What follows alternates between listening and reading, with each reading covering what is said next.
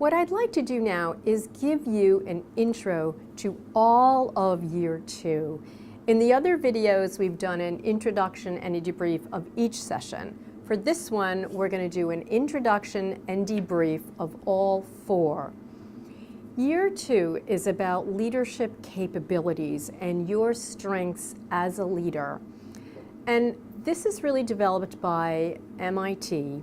And notice that the HBR article about it was called In Praise of the Incomplete Leader.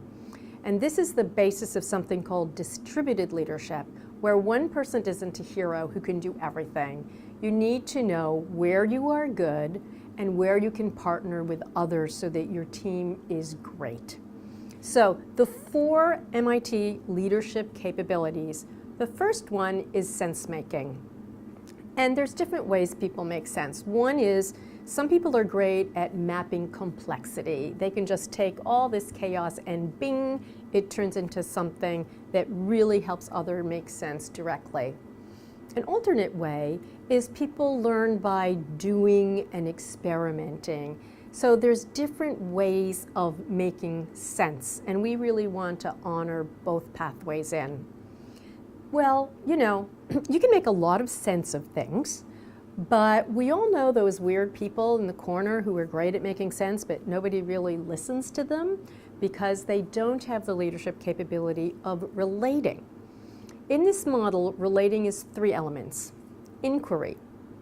Are you good at truly asking questions, caring about the other person, and pulling in information? Can you inquire?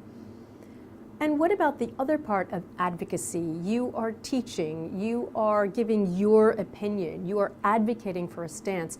Do you do that in a way that takes the other person into account? Do you describe what you're thinking? So these are parts of the skills of relating.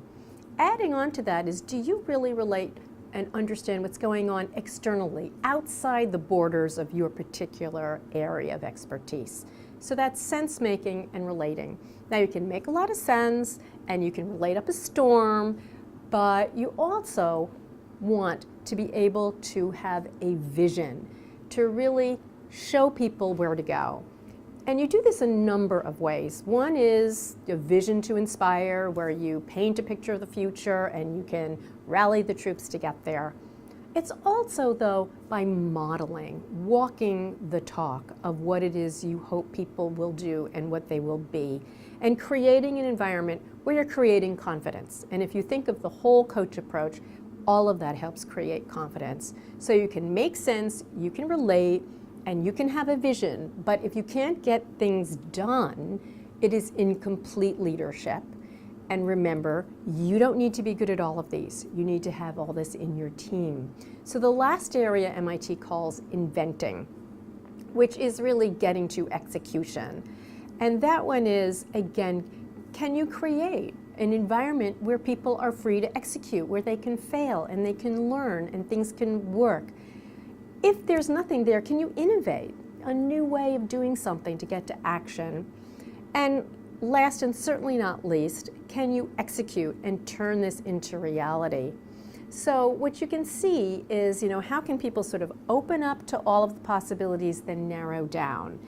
And you cannot be good at all of these. As a leader, you can't be absolutely horrible in them. But what you do is you create a good team. So Carrie and I are a great example. I'm fabulous at the brainstorming and the ideas and, you know, creating programs. I'm not as good as executing milestones, getting things done. So we're a great partnership because of that. What's important is I know this about myself. And this is what we do in the coaching. In the coaching, we work towards increasing self-awareness through looking at the actual MIT form, which is in your handouts, and then helping the person identify, what do you want to work on? Where are you good? How can we develop it? And really affirming them. Again, underscore, you cannot be good at all of them.